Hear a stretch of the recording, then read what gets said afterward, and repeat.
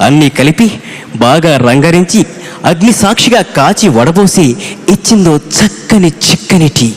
అది తాగిన బ్రహ్మ ఆనాటి నుండి ఈనాటి దాకా రెస్టు లేకుండా సృష్టి కొనసాగిస్తూనే ఉన్నాడు.